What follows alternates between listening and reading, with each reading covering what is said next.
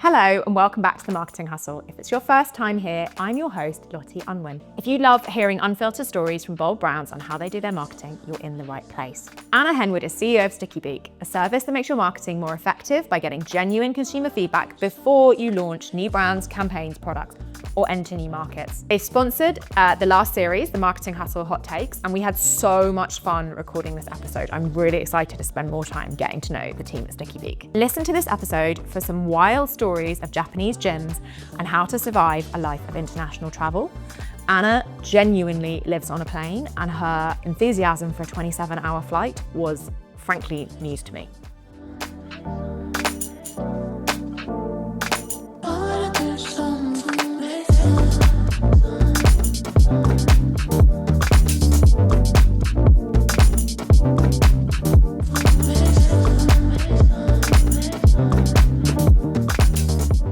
You have a very global life, so you see marketing from quite a unique global perspective. And we were talking before this about like you getting off the rock and how actually like New Zealand's only a really small part of your worldview.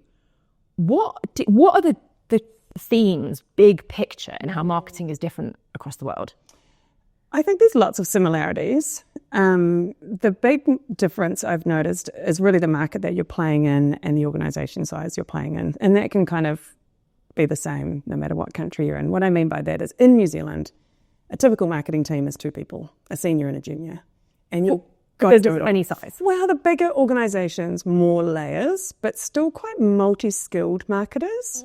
So whereas here, when I was working a long time ago now, but about 10 years ago, like really niche roles. So I just did email marketing for one section of the business, or I just did conference marketing for one part of the business. And so you have to be really skilled in particular tools and sectors of marketing, because as we know, marketing's wildly broad. Whereas New Zealand, you have to be across it all. You need to know the brand stuff, the digital stuff, sales enablement, the whole shebang. So that's a big difference, I think, in terms of the skill set and the types of marketers that you see around the world. But smaller businesses in the UK would have a really similar thing. You know, you're potentially the only marketer. Yeah. And so you've got to do it all and lean into agencies where you need to.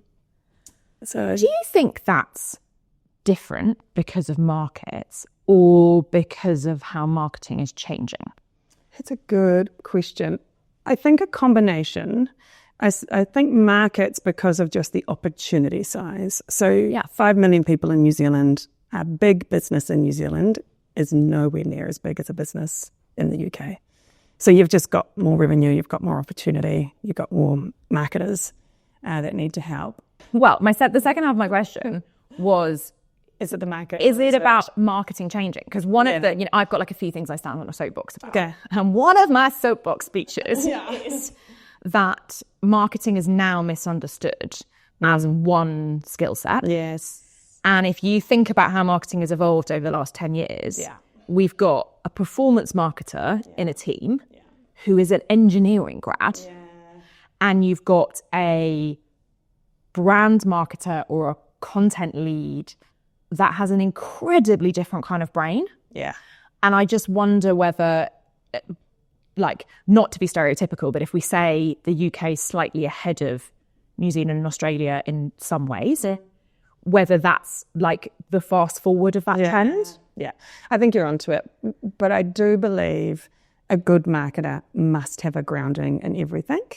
And I know that's challenging, and we're naturally talented and we get energy from certain things and certain ways of thinking.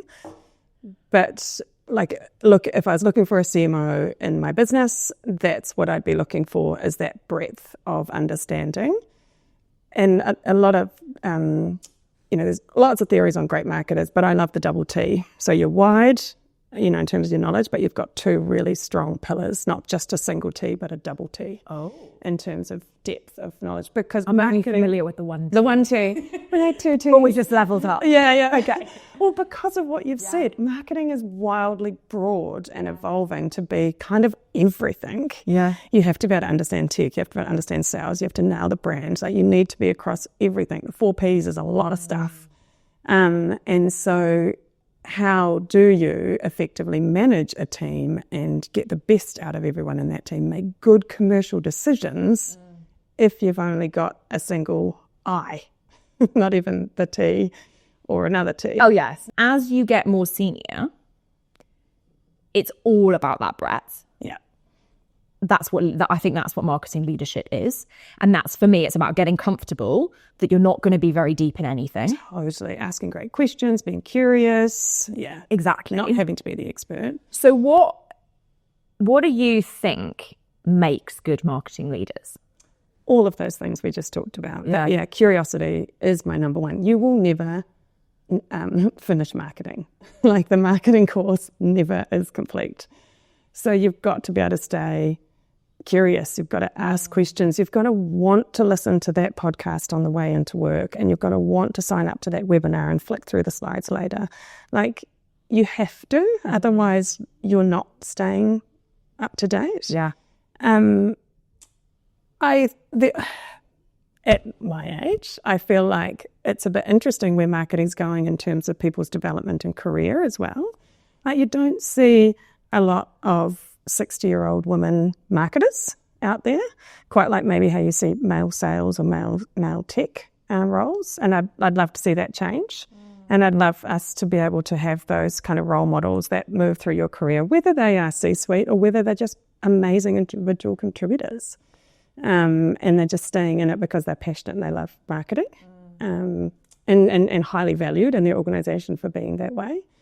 So, yeah, I think a great marketer is someone who's wildly curious, always wanting to learn, doesn't fall back into the "we've done that before, it didn't work" trap, because the people are changing, the market's changing, everything's constantly evolving. So you must as well. So that's my absolute number one. And then I passionately believe marketing is the growth engine of every business. And whether it is today or whether it has the potential to be, it's always there.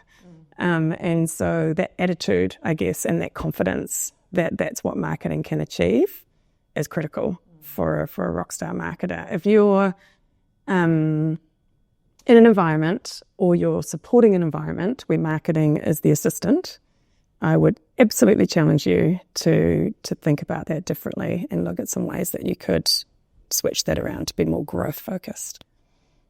We will both have examples of situations we've seen where that is unfortunately the case. How do we switch it? Yeah, it is. It's not easy, and it has to start from the top, I think. So depending on where you might be in an org or what you're seeing, the most exciting people, I think, in any organisation are the ones who have just started, because they see things that all of us have just got used to. And so every new starter, when I was at Les Mills International as the global CMO, I would meet them and I'd say, I'm going to catch up with you in 6 weeks' time, and I want you to tell me 3 things that this place is great at and 3 things that is just weird, because I don't see it anymore. And I need that perspective. And some of it is about, actually, we've forgotten that this is unique to us, whether it's the product, the team, culture, whatever it is. Let's go harder. Dial it up. Yeah. Special. And then some of it is really weird that you guys do this. And, there's a much, much better way. Or, I've tried this and I found this really effective. And just opening your eyes up to that as well. Yeah. I always say that I think people are most valuable to a business in their probation period and their notice period. Yeah. I love that. Notice period particularly. Oh my God, no holds barred. They're on fire. Yeah, they are. It's like they're making decisions. Where have you been your whole career? Oh my God, and like you operated like that all the time. Yeah, the lack of bullshit is incredible. Yeah. You said that you think change has to come from the top. Mm-hmm. Which I'm interested in, I hear. I kind of want to not believe, because I find that a challenging message to put into the universe. Like, I spend a lot of time coaching mid-level marketers who are not getting that, like, marketing respect from the top down. Yeah. And I don't want my message to them to be, Harry, go get another job. Like, I want to find something more constructive. Yep. And what I always say, that I'd be interested to get your take on, is that your job is to own the voice of the customer in the business. Yeah, nice. And if you can prove... Bring the value, show the value. If you can prove that there isn't product market fit, or you can prove that your pricing isn't aligned with market expectations, or you can prove fundamentally the difference between current revenue and the revenue if you fixed your marketing issue, I think you can change. I think you can drive change from the bottom or from within. Correct. I think an ideal one would be a pincer. So whilst you're doing that, be intentional about how you're communicating that. So don't just do that and hope for the best, but this is the make it happen type thing. But ask for that meeting with your whoever it is, CRO, CMO, CEO, head of sales, and just chat it through with them and walk them through what you're doing and how it's what's going on. Every good CEO is going to want to know about new growth opportunities. And so if you can find a time to sort of put yourself in front of them and explain that whilst doing the work, right? The work's got to show up. Then I think that's where you can maybe get your win-win. I would also always focus on getting alongside sales. I've worked in way too many businesses where marketing and sales have just got this kind of baton relationship where it's like, I've done my job now, time to pass to you. And I wildly don't believe in it. I believe in marketing supporting through the entire pipeline and the same with sales. And we've seen that with like roles like SDRs come up on lead gen stuff, and use phone calls as a way to get inquiry in.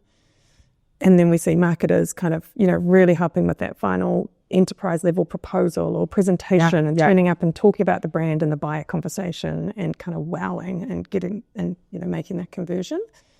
So I think both work in the whole funnel, and the more that organizations cut through the middle and say, well, this is marketing and this is sales, it just doesn't work for me at all. That relationship and making sure that growth is seen as a team thing, because the issue can be people get a bit patch protective.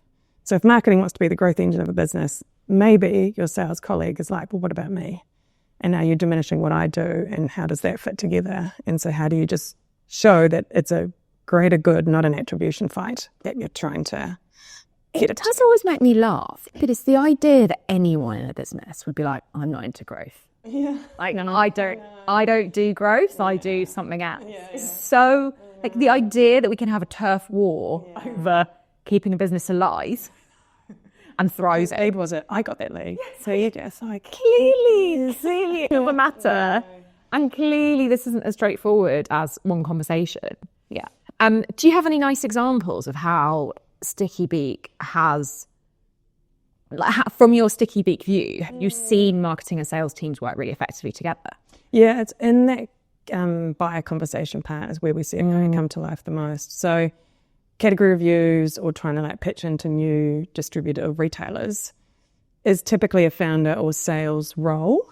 Yeah. And to your exact point of own the customer, bring that value, that's what we speak a lot to our brand managers, our marketers about, is join them and bring the customer with you, and sort of show, do the work beforehand so you can lead the conversation with the buyer versus them saying, oh no, Australians don't like apricot, with that flavour would never work here.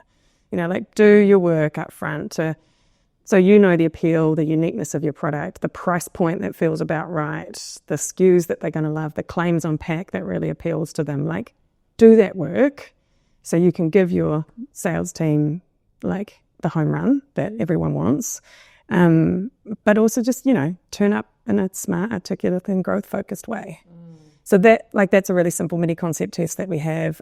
But what I love about it is the way that it makes the team work together. Yeah. As one. But that's really nice there's two jobs in what I'm hearing for a marketer, which I think is true in that conversation, but also true in everything.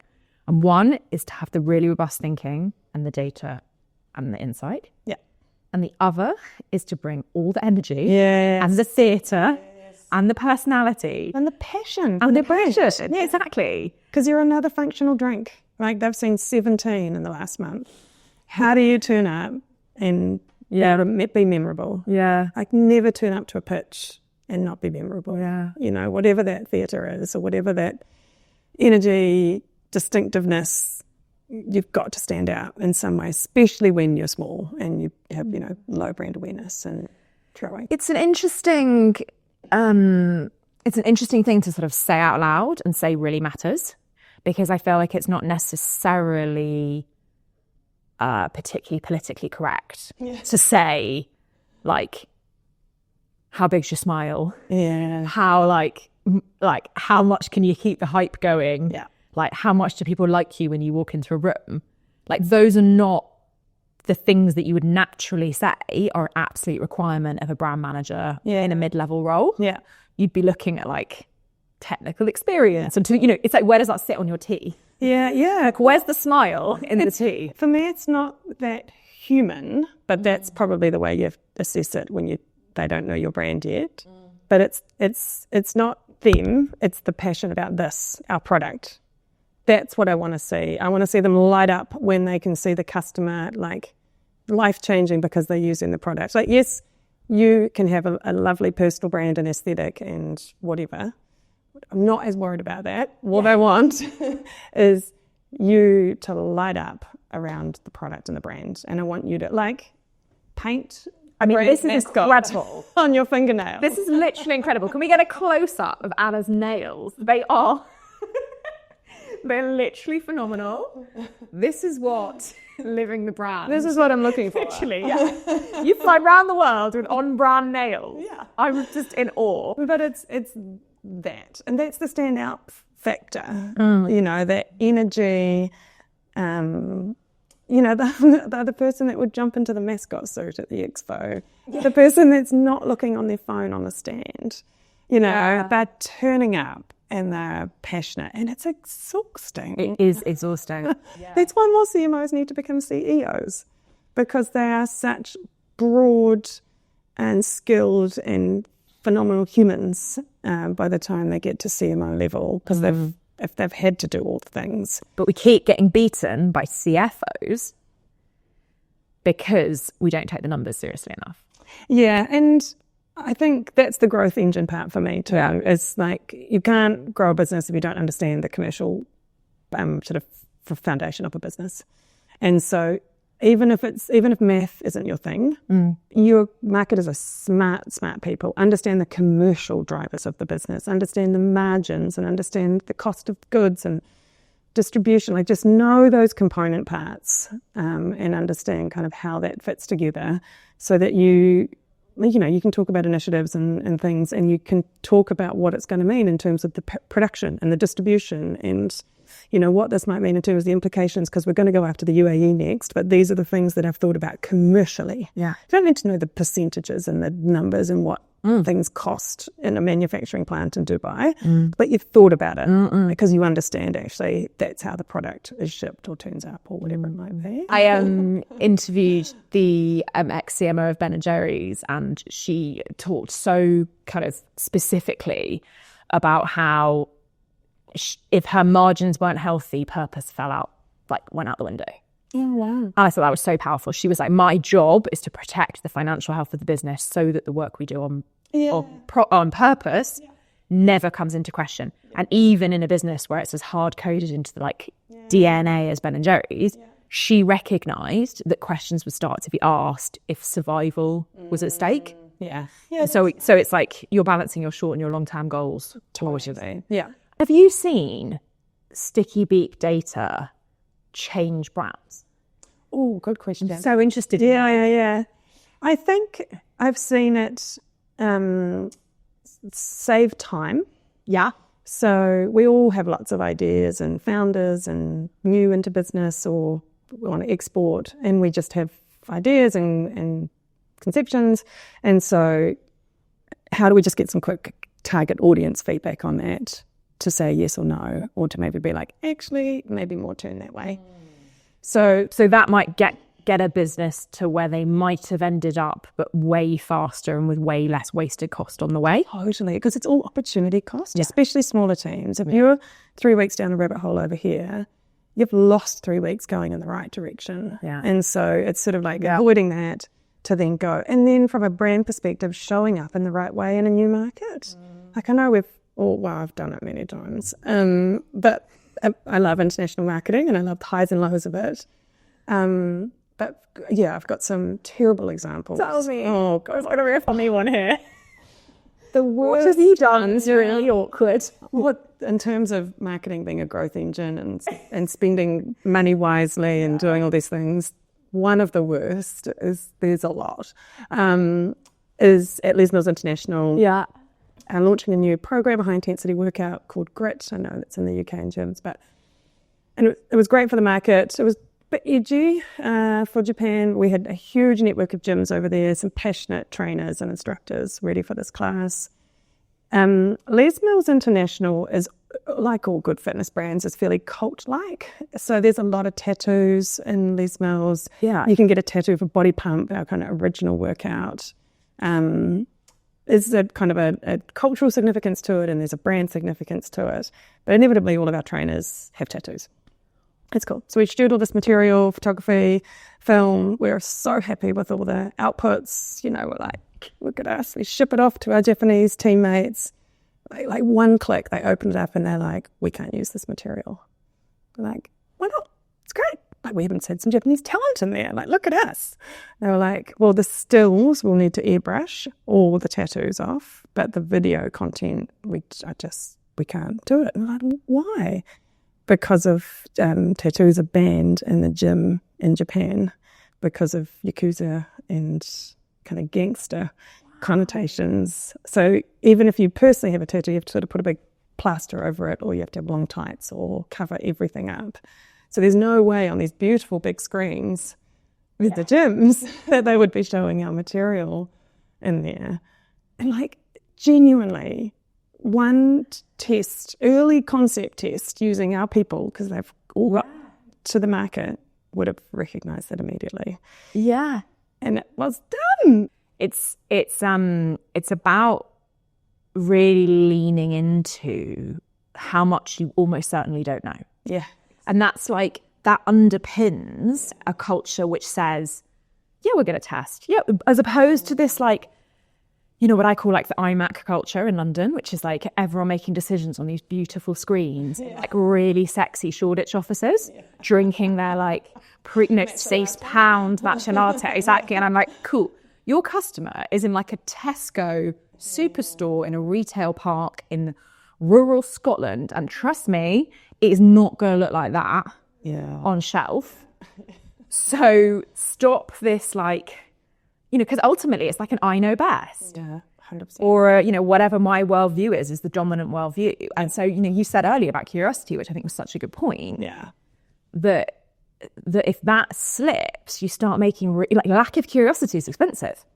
Very expensive. Like, think about the MOQs and packaging, and like it can be crazy expensive. And yeah, massive failures in terms of language, and not just that was a dead failure, but lack of opportunity as well. Like, a launch is a big moment and you have to put your best foot forward. It's when everyone's most excited, it's when the retailer's got you as the most amount of shelf space you're ever going to get, probably. And you know, there's all this hype wrapped around you. You've got to get off the shelf. The listing is the very first part. Now you got to get off the shelf. And it's not about getting on shelf, it's getting off the shelf. Yeah. So if we follow this thought, I think the best practice here is to not just test like what you think you want to do and like 2 degrees to the left and 2 degrees to the right. Yes. Which is like a huge temptation. Yes. Right? So I know I'm right. So like a little bit like more blue and a little bit less blue. Exactly. And like, really, the customer told me that they like this Pantone over this Pantone. Yeah. Okay, what are you actually learning here? Yeah. How, like, we can say that and we can laugh at it, and yet both of us would have done that. Because we're like, look at us, we're doing best practice, we're being so open-minded. How do you truly allow for wild cards and like allow to be proven very wrong in the way you structure research? Yeah. Just that's the joy of testing. Yeah. It's a closed audience of 100 or 200 of your target market. And I always say, test the edges, like go as far to the edge as you can. You might never do this and you might never do this, but you will learn something about both of those edges that you can use back in the center where you're comfortable.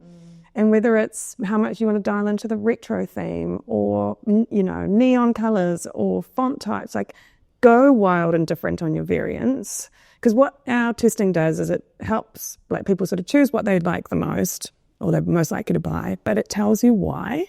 And that for me is the most interesting part. Tell me more about that. So we do these comparison tests, so 2 at a time. The light blue or the dark blue? Hopefully not. Is it the light blue or the pink? And then is it the green or the yellow? These are terrible examples because it wouldn't just be colour. But then you get down to the last two. Okay, green or blue, and then blue. And then your brain's gone through this like spot the difference type process, which it loves. It loves looking at two things at the same time. Okay. And you've also rationalised yourself through the whole way to be like, no, it's blue. It's just so pure and clean, and it makes me think that it's healthy and organic, and I really like the blue. And so then we say, hey, well, you chose blue. What's the main reason for your choice? And you're like, thanks for asking. Makes me think it's healthy and organic and da-da-da-da-da. And so we end up with this really interesting open-ended feedback that we put into themes and sort of help you understand it. And that for me is the gold. Like I look at it a little bit differently, but I would coach and say, don't worry so much about what's won. Like obviously if something gets 5% of the vote, have a good look. But look why. Yeah. Why is it? Because it's got to be communicating what your brand is. Yes. If it's saying that it's edgy and it's cool and you're the farm style home brand, that's not the right look for you. Your agency might love it and looks cool, but if that's not what your brand stands for and what your products give to people, it's not the right look and feel for you. It's not right messaging, whatever we're looking at. So for me, I'd say look at that, figure out what then relates to your brand, take the bits that are kind of sitting across those things. And then, as a packaging designer, imagine that brief that you got. Like the consumer said, this about this, and this about this. Now, amazing person, make that into something. Can you use, this is a naive question, but there is a naive audience, so I can get away with it. Can you use Stickybeak to test multiple variations at once? Yeah. So you're not just doing the blue-yellow decision, you're doing a series of different, like testing multiple different hypotheses, and then you're getting a rounded view of colour, logo size, font, all of that. Yeah. Yeah. A comparative test kind of module was up to 4 things. Okay. But you can do a couple of those at once. So, example being outdoor media. Yeah, outdoor media is scary to push print on, push go on, because it's a lot of money and everyone's going to see it, which is fabulous but scary. So that outdoor media test we have is test your headlines and it tests your call to action. Those are 2 kind of big chunky parts of the copy on that. And so up to 4 variants for headlines, up to 4 variants for call to action. So that's done in one test, go to pull. With packaging, where there is loads of elements, to your point, like there's the hierarchy and there's the colour and there's the claims and da-da-da-da. There is a few ways you could do it. Like we like to say test early and often, and we answer this week's marketing question. So this week's marketing question is, what are the claims for this product? Do that first. Yeah. Then build that into your pack design. So it's not a kind of fight over like, well, I like that one because of the claim, but I like that one because it's pink. You can kind of get some of those core elements locked in and then just look at design elements that, I'd be testing across that set. You still, even if you don't do that and you have like 4 really wild and different variants with different claims and hierarchies, you still get so much in that open-ender that it can help you kind of like piece together what people have seen and why they like it. But what you just said, test early and often, and this week's marketing question. Yeah, that's the point. This doesn't go in the critical path once. Yeah. As a like, cool, I found the one I like. Yeah. And then let it do it. Yeah. A nice stat for the retailer deck. Exactly. That is the absolute ideal. Like, you actually use it to guide your decisions. Yeah. And don't, like, I've done so many, particularly video. Video seems to have haunted me my whole life. But with Les Mills, stay away. Yeah. We're doing beautiful pieces for YouTube. Yeah. And have you ever done the YouTube ABCD test? No. So before you launched? No, I'm the opposite. I think because I work on such small budgets. Yeah, okay. I'm like, if it's not UGC, I've not gone near it. And not doing film. Yeah, exactly. Yeah. These cameras are quite high spec for me. Yeah. And they put it like it's gone around the business 17,000 times. The CEO, the CEO's daughter, everyone's had their go. You're like, okay, I kind of hate this thing now, but I'm ready for it to go out the door. YouTube are like, well, let's give you this free ABCD test. You're like, cool. They run it through. They come back with 62 changes that you need to make, like logo up front, first 5 seconds, more voiceover with your brand name in it, like all these amazing suggestions. But you're like, I don't have any more editing time. So now I just feel a little bit crap about my piece of content. Yeah, it feels silly. And I've made some of the changes I could because I begged and asked really nicely of some people to help me. But you know, like if I'd known that stuff earlier, I could have really then built it into this end product instead of did the test at the end and hoped it told me I was awesome. Are there brands or categories that you don't think test enough and it drives you mad? I actually would probably answer it the opposite. And I think FMCG are very good. I think they could still do more. Yeah. The reason I say they're good is because they're used to making lots of decisions. So an FMCG marketer is a busy marketer. Yeah. They've got new SKUs, new products, new markets, new distributors. Like there is always something going on. You might not be testing with your target audience, but a lot of the time you're having to ask other people to help you make a decision. So you might be around the meeting room table, you might be with your friends after work. What we, obviously want to help them with is making sure that feedback is from the right people from their target audience. But I love working with FMCG marketers because they have that curiosity. They have that understanding and appreciation for what insights and early consumer feedback can give to your success. I think in the tech space, generally, there's a lot of Apple, they don't know what they don't know. I'm the genius here. I don't need consumer feedback. And so it's that kind of different mindset that is really interesting as well. So maybe the answer is more mindset of individual, but I do see more of it in the tech space compared to something like FMCG, where it feels pretty well known that people need consumer feedback and insights to help them understand how to make a great product. FMCG and product businesses. So I was with a refillable deodorant brand yesterday, and they have to choose their new case designs 9 months before they go into market because of physical lead times. And the same with MOQs of a packaging run. There are hard product businesses that have long lead times that have to commit in quite significant ways. And then there are tech businesses where you can lean across the desk and change anything. Yeah. And so I think maybe the difference is culture around the weight of individual decisions. Yeah.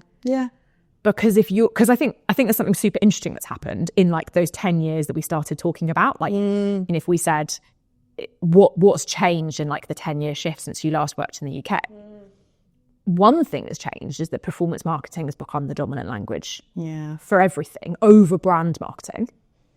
And intrinsic in performance marketing is the idea that you can like ABCD test everything from your YouTube creative to your landing page to your meta creative, which means that decisions are held very lightly because I could just change it. You're just testing as you execute. Yeah. When with product businesses, there's a button. There's a big green button. Yeah. And I know that that's true with like tech releases, and I know that it's not as binary as that. Yeah. But I wonder if that's maybe what's driving like the more like a different engagement that you're seeing by sector. Yeah, and I wonder if it is more that decision size criteria. Yeah. Where the kind of less reversible it feels, the more you want some feedback on. I think what you've touched on, I think, is a difference in mindset around testing and consumer feedback. Okay.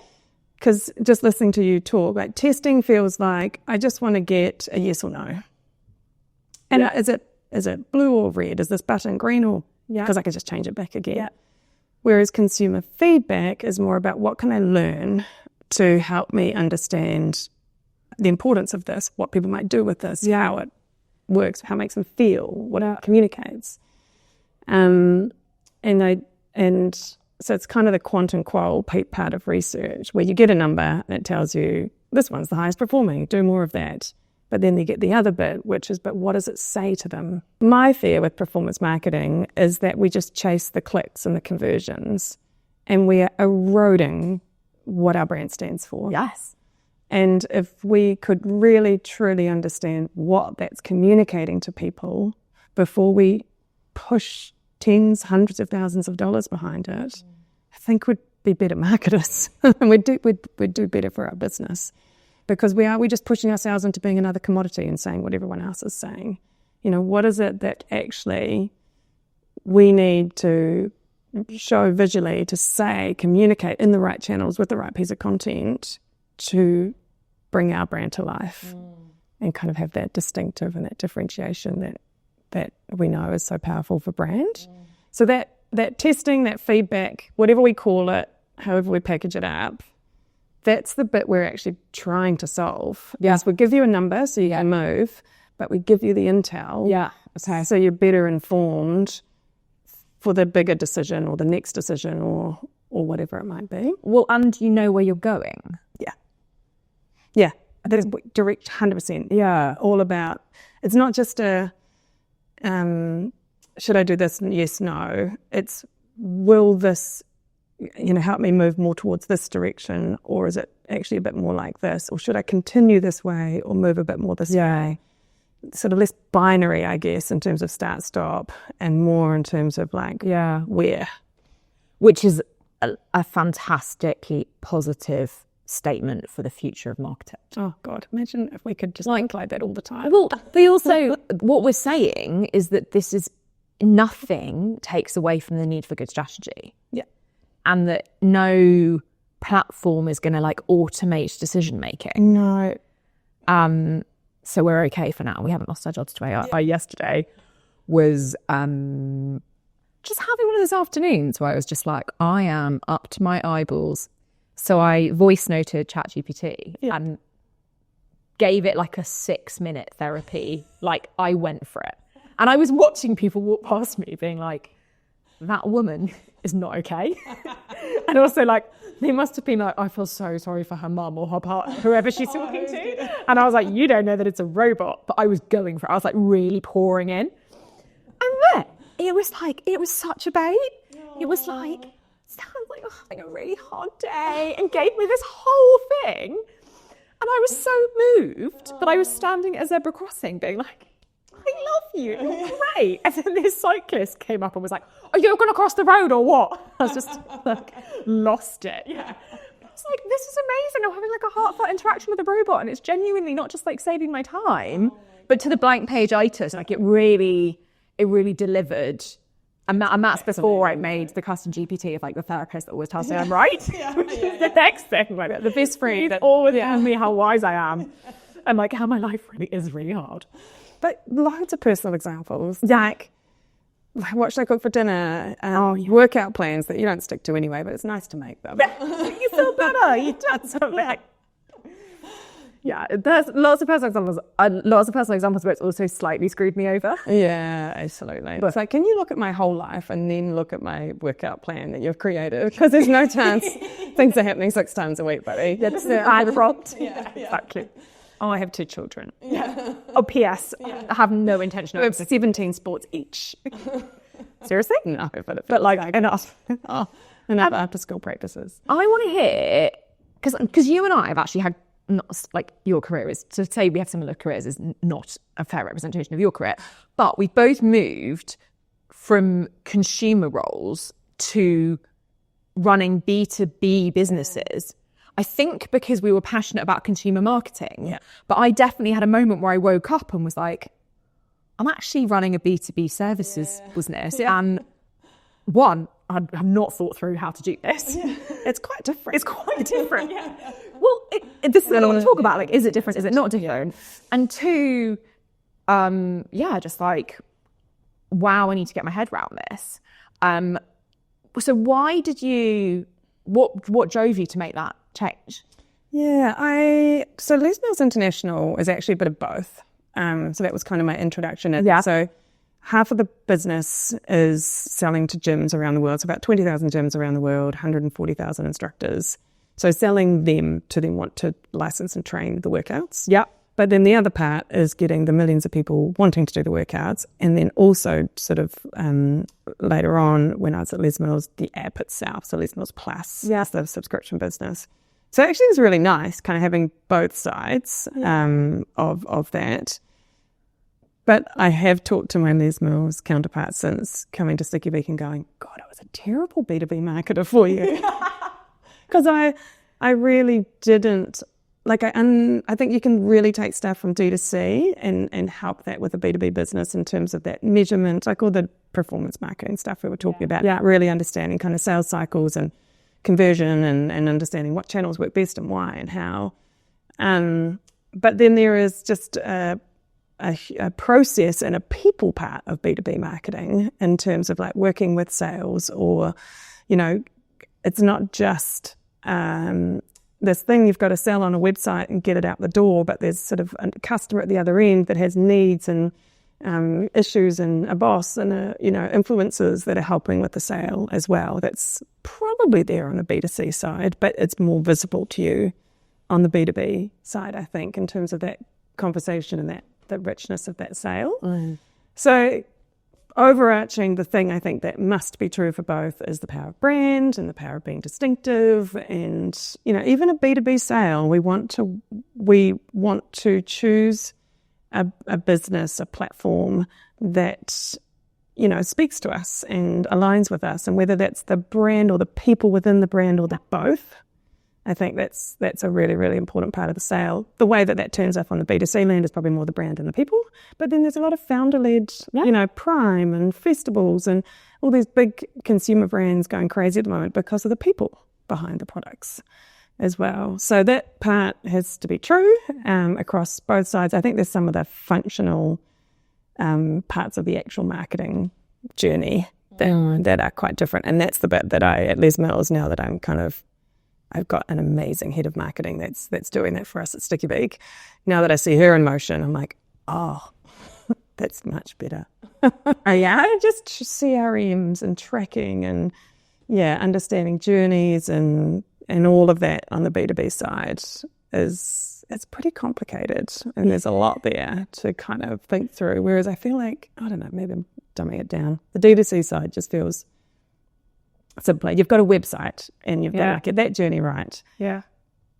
Or you've got a distribution partner and you've got a supermarket and you do what you want. But it feels simpler that you just got to push people through a cart and you play around with price and promotion and whip them through that cart.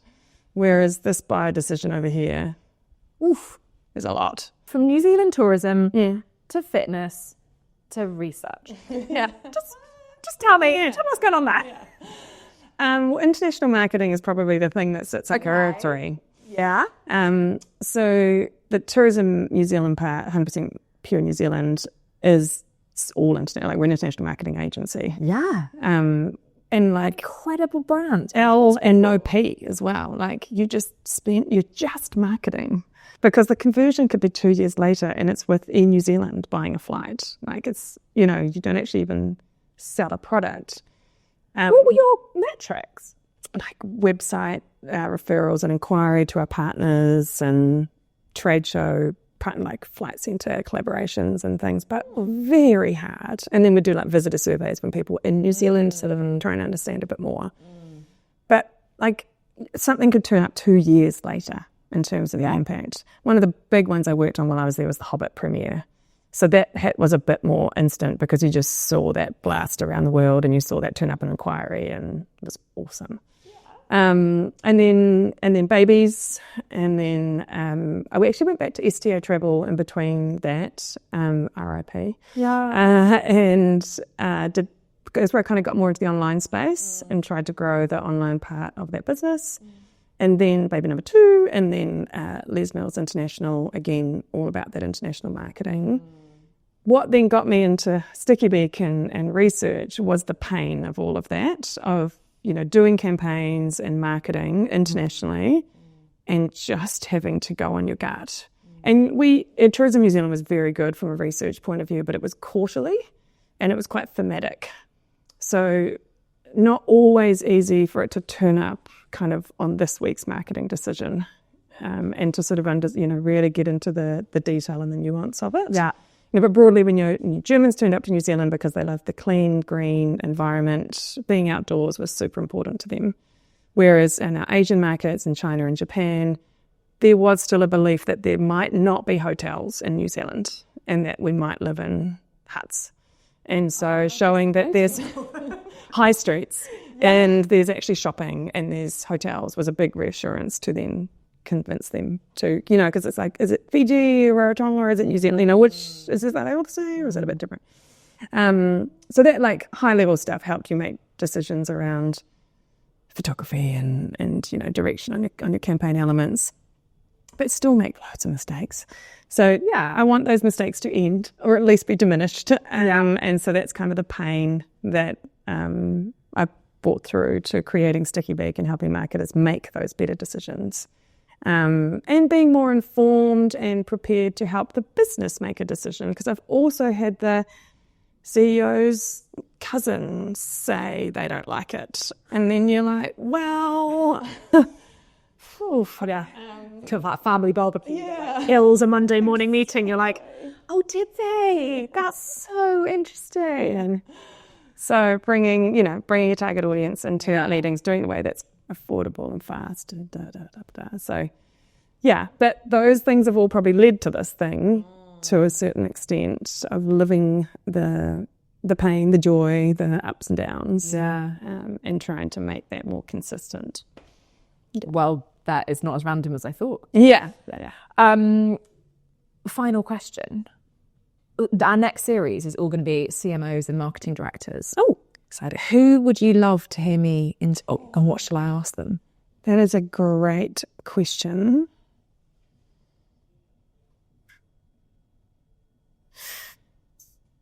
This might be really challenging. I love a test. Try me. I don't even know I'm going to say her last name right. Okay. Tara Dressler. Okay. So fitness space, American woman. Yeah. But just phenomenal in terms of her growth journey and the brand she's worked for, the way she turns up with family on LinkedIn. Amazing. Yeah, she's a bit like left field. Okay. But I think if you could get her all right, all power to you. Okay. That'd be amazing. But Kurtu from Lucky Saint, yeah. like I follow her. Yeah, I think her stuff's amazing. She's got lots of for us, and I think I'm going to get her back. The other brand you brought some grind with you today. Oh yeah, that is Stickybeak tested, and you were talking about them recently, and that pricked my ears earlier. I was thinking, we haven't had this come on for a long time. So I could maybe do an introduction if you need. That would be excellent. Watch this space for Series 7. Perfect. Also, Peyton at Eat Real. Yeah. She's phenomenal. Because their journey, obviously, with their packaging and the brands with Proper and all that. Like, it's quite a story. And I just tapped into it with her at the Food and Drink Expo recently. Yeah. But she's seen it all and been through the... Well, that was also my old job. No. Yes, I was head of marketing for Proper Corn. I did the rebrand to Proper. Yeah. And then left and then stayed in touch with Peyton's. So that would be really fun actually to be like the full circle and you go, change. Yeah. Well, the latest rebrand, right? Yeah. Is a big moment for them. So it's exciting. Great. Well, that question was fantastic. Yeah. Okay. So thank you for a little hot list. Yeah, brilliant. Sometimes people are like, Yeah. But you had all the ideas. Thank you so much. Thank you. Thank you so much for listening. Can you do me one favour and please subscribe now so that you're the first to hear about future episodes? It makes such a difference to our motivation to keep doing this. From here, we're moving on to a series of conversations with CMOs and marketing directors. So we'll be hearing what it's really like at the coalface of building brands. And I'm so excited to bring you Series 7. So make sure you're following along for the journey and I'll see you there.